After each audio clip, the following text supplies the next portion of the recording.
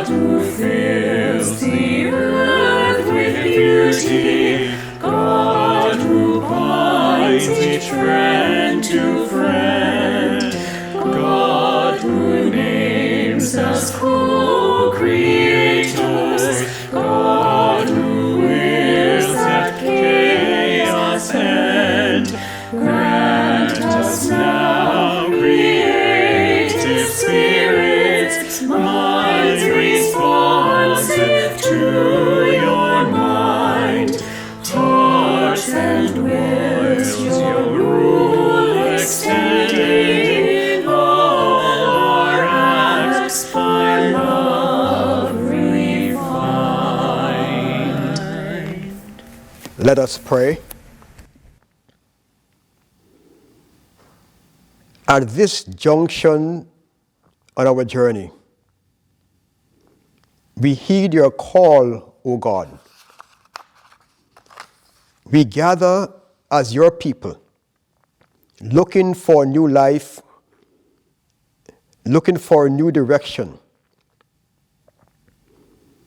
We gather as your imperfect children, aware of our moments of selfishness and ambition, our tendency for cynicism and fear, our times of confusion and doubt. Yet your grace abounds, O Lord. Your everlasting love awaits us. So we come as we are, with our shortcomings, yes, but also with our gifts, remembering that we are created in your image and cared for by you. We come, and your word nourishes us. Your spirit calls us. We come desiring to walk your ways of love, to hear your words of wisdom and renewal. May this time of worship renew and inspire us, that we may follow you and love you every day, wherever you call us. In the name of Jesus we pray. Amen. My friends, we here at Trinity United Church have been seeking to be faithful in our call to be the church. We have been seeking to reach out as God leads us to bring relief to those who are in need. At this time, Janet will give us our minute for mission as she shares what Trinity has been doing. Good morning, Trinity. It's Janet Howard again. Just a bit more information about the Affordable Housing Ad Hoc Committee and mission of Trinity United Church. We have been having minute for missions from some agencies, so I just wanted to clarify what agencies we're highlighting right now. In our report that I hope all of you have had a look at, either in the Friday e-blast or in the attachment to the most recent Trinity News, it's a summary report of the first 5 pages. We highlighted getting some money out in 2021, getting money out the door that could do some good work in the community as soon as possible. And we looked at some criteria around that, considering the downtown core area, supporting vulnerable peoples, as in our mission, children, families, refugees, folks who have mental health and addiction issues. And so we looked at a certain number of agencies, and in a report we recommended 7 agencies and money out to the 7, totaling an amount that was more than the board was willing to approve based on return on our financial investments at this time. And once the trustees had met, as well as the board, then the amount that we were able to look at to consider was $200,000 in total, and that we could determine as a committee how this could be best given out to these 7 agencies or whatever we might determine. So we did end up looking at 5 of the 7. So the agencies you're hearing from are the 5 representing the 5 agencies. So we have Menno Homes, Reception House, the Working Center, Lutherwood, specifically their Housing Services Division, and One Roof, which is a service for youth. And some of these organizations are involved right now in builds or renovations to open space, welcoming newcomers, helping to resettle newcomers into our community, and so on. So as you're hearing from these agencies over the past few weeks, it has been those specific 5 that we're highlighting first. And the next steps will be, how can Trinity consider this work 2022 and beyond? So thanks so much. And again, minute for mission. Good morning, Trinity. My name is Kathy Baer. I'm very pleased to bring you a minute for mission on affordable housing. Today we are at 101 David Street in the beautiful Victoria Park neighborhood in Kitchener, and we will be celebrating the work of Reception House. Based on recommendations from the Ad Hoc Affordable Housing Committee, the board is giving a grant to Reception House, largely to support our new refugees from Afghanistan. We are now going to witness the chair of our board, Graham Brown, present a check to interim CEO of Reception House, Lynn Griffiths-Fulton. After the presentation, Lynn has offered to speak to us about Reception House so that we can deepen our understanding and appreciation of the important work that Reception House does in our community. Lynn, it gives me great pleasure on behalf of Trinity's congregation to present this check to you for $60,000 to continue your great work with refugees here at Reception House. Now, I'm going to let you say a few words to the congregation about your great work. Okay. Well, thank you so very much. And on behalf of Reception House, it is an honor to receive this. We at Reception House have been working with refugees in the community for over 35 years. The Reception House was started by a group from the KW Mennonite House Church, and the work has continued through the years, growing and strengthening and supporting thousands of refugees who have come to live in our local community and start a new life for themselves here. Mm-hmm. The work that we do is primarily with government-assisted refugees, and those are families who are supported through the Resettlement Assistance Program of the federal government. When they come to Reception House, they come directly from the airport.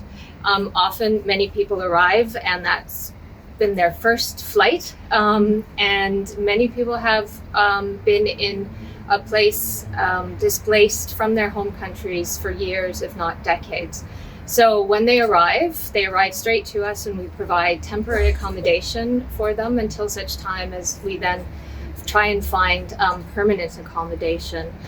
One of the key issues and challenges, as I'm sure everybody is aware, is the affordable housing crisis that is continuing in our region. So finding people their first home in Canada can prove very challenging.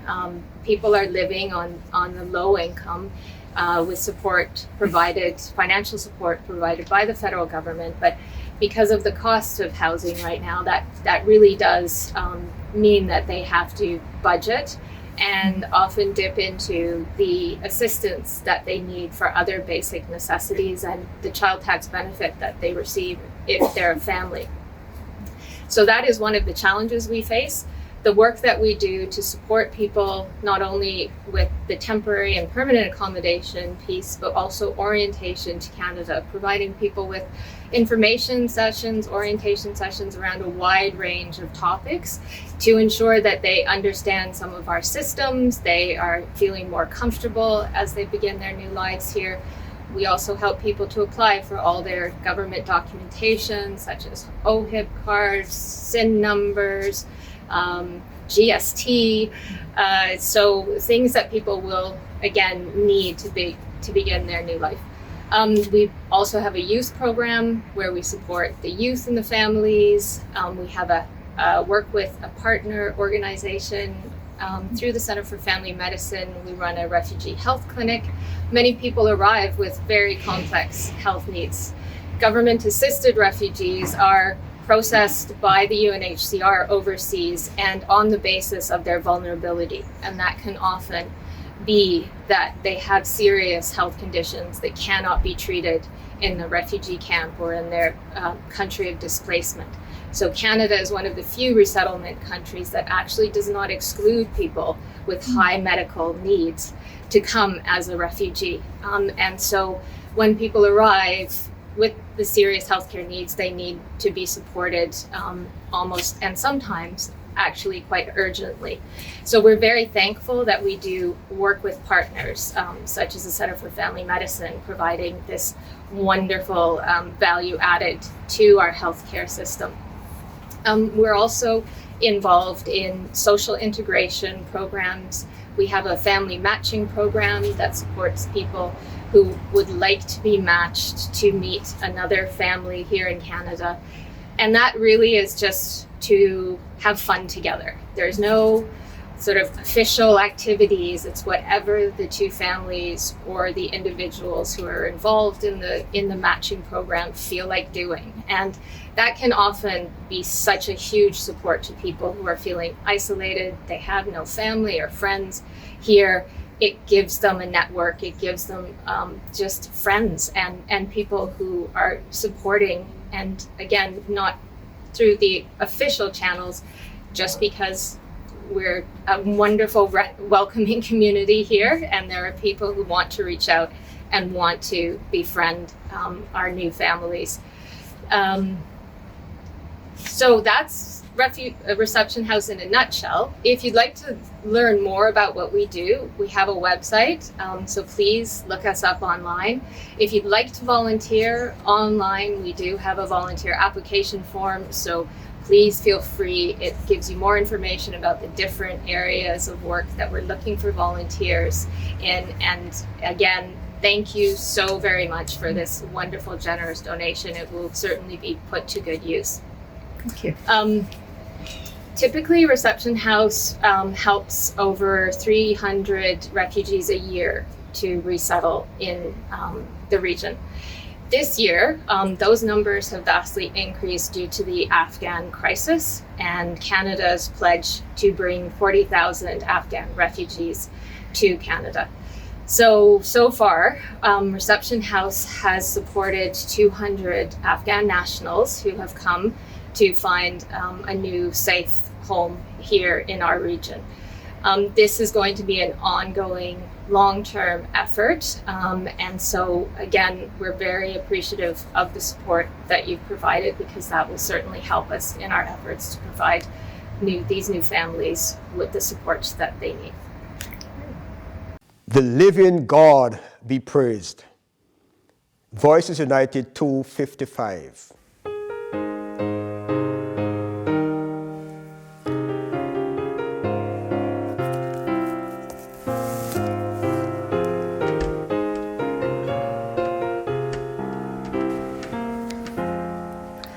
The living God be praised, who reigns enthroned above, ancient of everlasting days and God of love.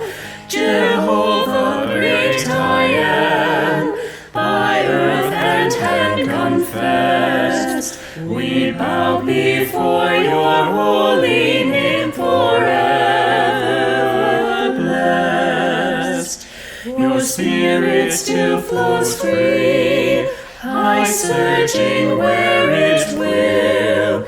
In prophets' words you spoke of old, and you speak still. Established is your law, and changeless it shall stand. Inscribed upon the human heart, on sea or land.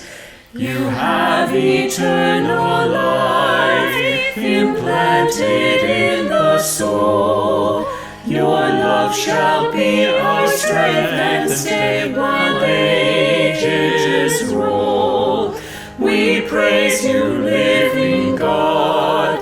We praise your holy name. The first, the last, beyond all thought, and still the same. Let us pray. Loving and patient God, in the midst of distractions, help us to focus on your presence with us. In the midst of confusion, make your word plain. In the midst of competing desires, show us the path to follow. For the sake of Jesus, our friend, teacher, and guide. Amen. Our scripture reading for today is taken from the Gospel as recorded by St. Mark, chapter 12, verses 28 to 34. Our reading is taken from Mark 12, verses 28 to 34. The first commandment. One of the scribes came near and heard them disputing with one another. And seeing that he answered them well, he asked them, "Which commandment is the first of all?" Jesus answered, "The first is, Hear, O Israel, the Lord our God, the Lord is one. You shall love the Lord your God with all your heart, and with all your soul, and with all your mind, and with all your strength. The second is this, you shall love your neighbor as yourself. There is no other commandment greater than these." Then the scribe said to him, "You're right, teacher. You have truly said that he is one, and besides him there is no other. And to love him with all the heart, and with all the understanding, and with all the strength, and to love one's neighbor as oneself, this is much more important than all whole burnt offerings and sacrifices." When Jesus saw that he answered wisely, he said to him, "You are not far from the kingdom of God." And after that, no one dared to ask him any question. God still speaks. Thanks be to God.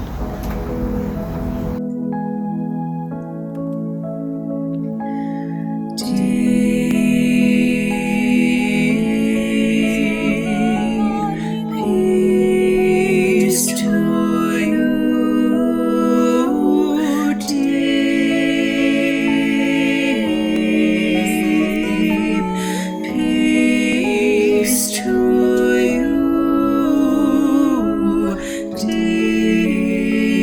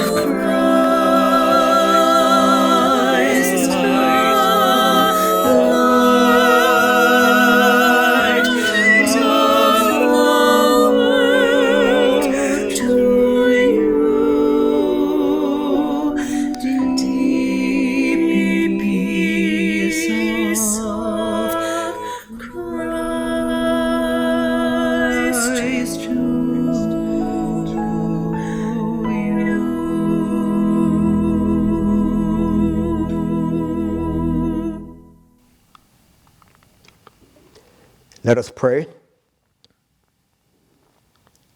God, we listen. Help us to receive your word.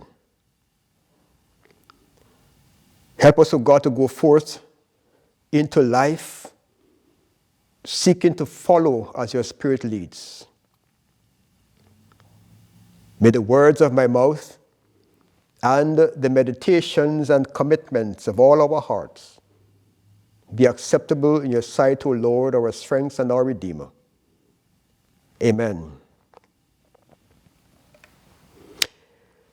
Place any person who has attained any degree of prominence or influence in a room with others, and soon he or she will be answering a series of questions. People like to question persons who have attained prominence in life because they want to get ideas. They want to pick their brain. They want to get their opinion. They want to hear their story. They want to learn from them. And there are times when they ask questions because they want to trap them. Throughout his ministry, Jesus was constantly being asked questions. And he was asked questions for all of those reasons. In today's reading from the Gospel as recorded by St. Mark, we have another instance where Jesus was being questioned. Now, Jesus seemed to have had a rather contentious and antagonistic relationship with the religious leaders of the day. I wonder what his relationship with many of us religious leaders of today would have been like if he were physically present. I suspect it would not have been very different, but that's for another time. Now, shortly after Jesus arrives in Jerusalem, the religious leaders plotted to kill him. And for his part, Jesus charges the temple leadership with corrupting the temple.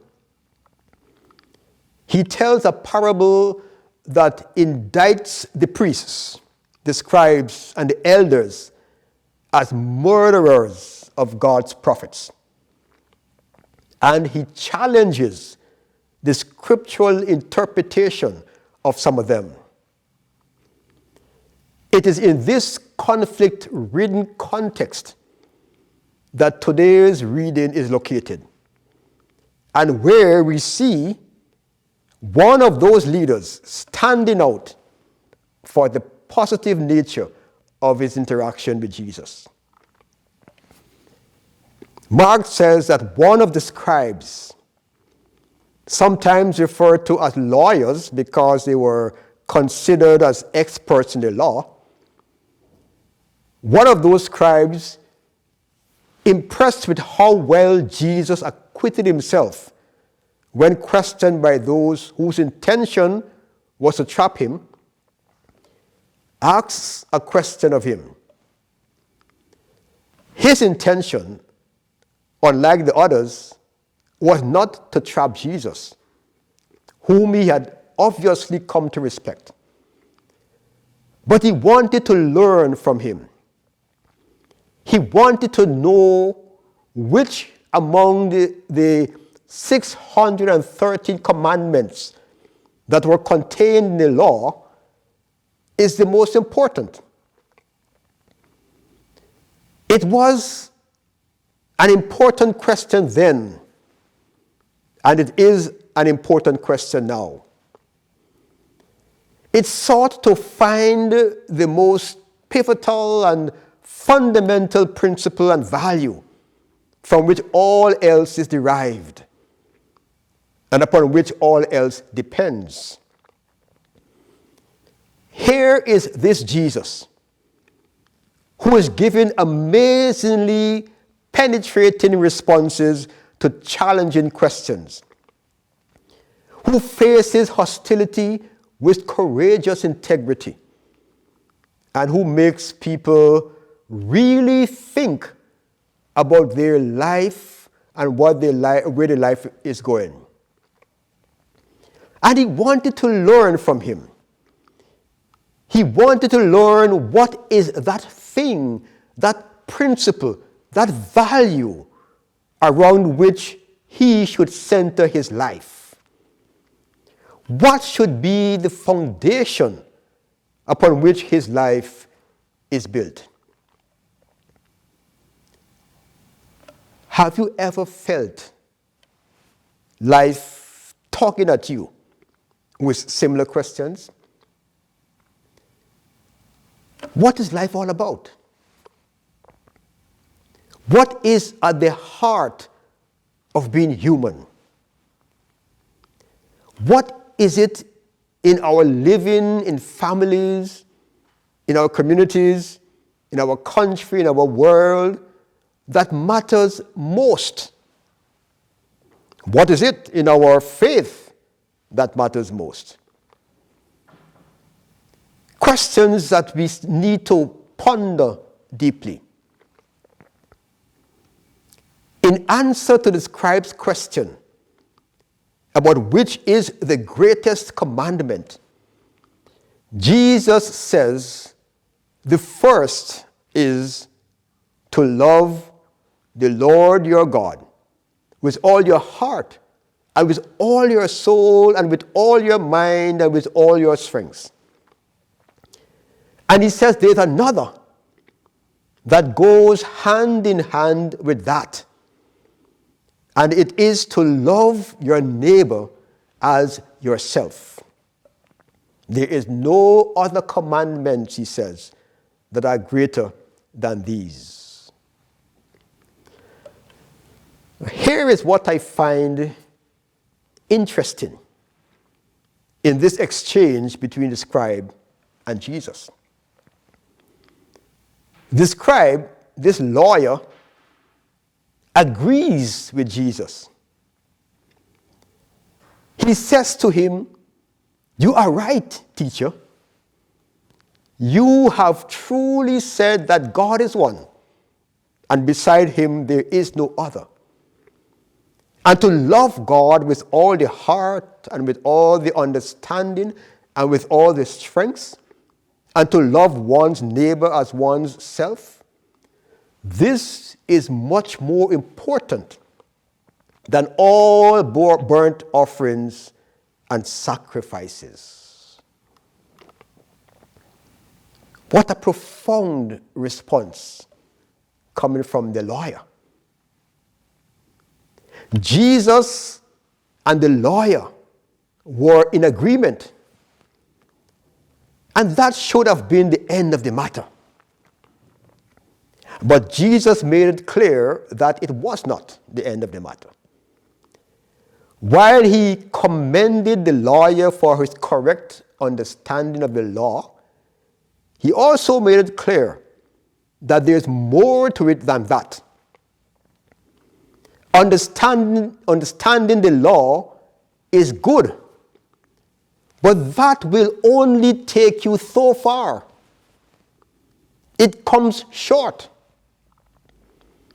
It comes short of what life with God is all about. And it comes short of what true humanity ought to be. It comes short of what love is all about. For love is much more than that. My friends, sometimes it's hard to know what it means to love someone, whether God or our neighbor or even ourselves. We may think it means to have warm and cozy feelings about them, which we all know simply isn't going to happen all the time, even for people we deeply love and care for. The love of God and the neighbor, which Jesus identifies as the greatest commandments, is not just about warm sentiment or disposition. It's about action. Action on behalf of the loved one's greatest good. Action on behalf of the loved one's greatest good. But what does that embodied action involve? Peter Michelson noted several years ago that love is lots of things. But one main thing that love is that it is a commitment to pay attention. And I would add, it's a commitment to be engaged. To be engaged in what is right and good. It is easy to see how paying attention and being engaged plays out with human beings. For example, it's no good to give a homeless person a refrigerator. What good would that do? But paying attention to the situation and needs of others would lead us to be engaged in appropriate and meaningful ways. And that is what love does. And my friends, it's the same way with loving God. We must pay attention to God, to what God is saying and doing. We must spend time learning from Jesus and getting to know God whom we worship and serve. And then we must engage ourselves in the work of God in the world. To rightly love God and our neighbor, we must pay attention. We must be engaged. Many of us feel more comfortable being in general agreement with Jesus than we do following him into the world. Many of us would be satisfied to have all the right instincts about the homeless or the hungry or the abused or the vulnerable, rather than seeking to build relationships with them. Barbara Brown Taylor, in her book, Leaving Church, a memoir of faith, explores how our faith must lead to action.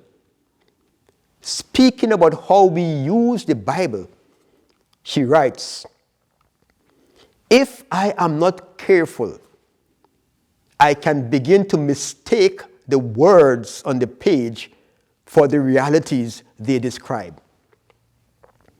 I can begin to love the dried ink marks on the page more than I love the encounters that give rise to them.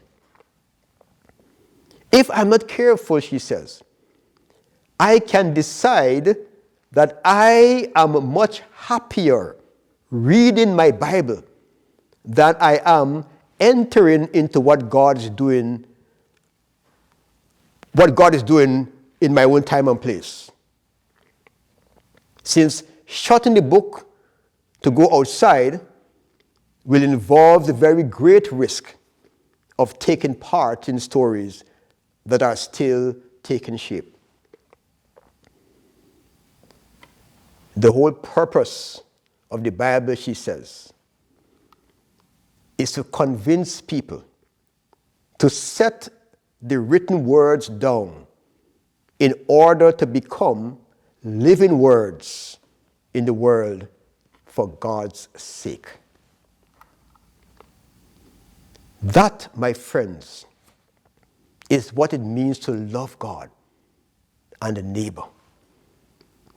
To give attention and be engaged in sincere and meaningful ways. As you pay attention to the testing situations in which you find yourself, as you pay attention to God and to others, and to your own being and needs, as you hold all of these in honest and attentive compassion, you will find something amazing happening. You will find that you are not just correctly interpreting the written word, but that you are living those words in the world for God's sake. And when that happens, the church succeeds at who and what we are meant to be. When that happens is when we truly begin to love the Lord our God with all our heart and our soul and our mind and our strength, and to love our neighbor as ourselves. That is what God calls us to be and to do. And God, by His Spirit, can empower us. Thanks be to God. Love is the touch. More Voices, 89.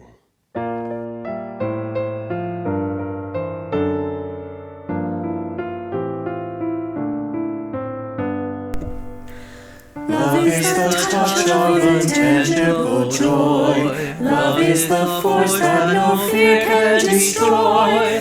Love is the goodness we gladly applaud. God is where love is, for love is of God. Love is the lilt in a lingering voice. Love is the hope that can make us rejoice. Love is the cure for the frightened and flawed. God is where love is, for love is of God. Love is the light in a tunnel of pain. Love is the will to be whole once again. Love is the trust of a friend on the road. God is where love is, for love is of God. Love is the maker and spirit and son. Love is the kingdom their will has begun. Love is the path which the saints all have trod. God is where love is, for love is of God. Let us pray. Loving God, we have heard your call to put our faith into action, but fear often holds us back. There is work to be done. You keep calling us to care for those in need and to show hospitality to strangers in our midst. But we often seek an easier way. Forgive us, O God. Help us to be attentive to and engage with you and your people. Thank you for your persistent love, which continues to comfort and challenge us. Open our hearts and eyes so that we can see how to offer that love to others in the midst of challenging times. God of guidance, speak into our lives today. We pray in the name of Jesus. Amen. Not for tongues of heaven's angels. Voices United 604.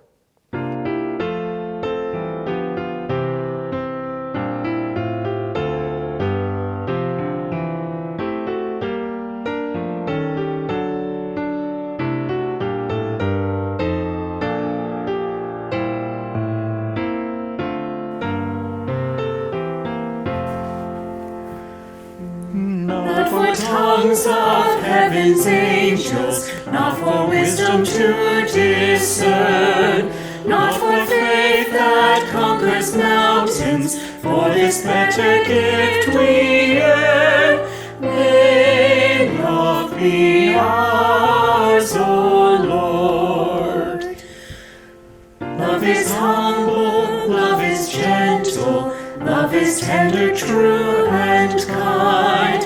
Love is gracious, ever patient, generous of heart and mind. May love be ours, O Lord. Never jealous, never selfish, love will not rejoice in wrong. Never boastful nor resentful, love believes and suffers long. May love be ours, O Lord. In the day this world is fading, faith and hope will play their part. But when Christ is seen in glory, love shall reign in every heart. May love be ours, O Lord. My friends, may God bless you with tears to shed for those who suffer pain, rejection, hunger, sickness, so that you may reach out your hand to comfort them and turn their pain to joy. May God bless you with love, so that you may seek after what is good and right, not only for yourself, but for others as well. And may God bless you with enough faith to believe that you can make a difference in the world, so that you can do what others claim cannot be done. And until we meet again, may God bless us, each and every one. Amen.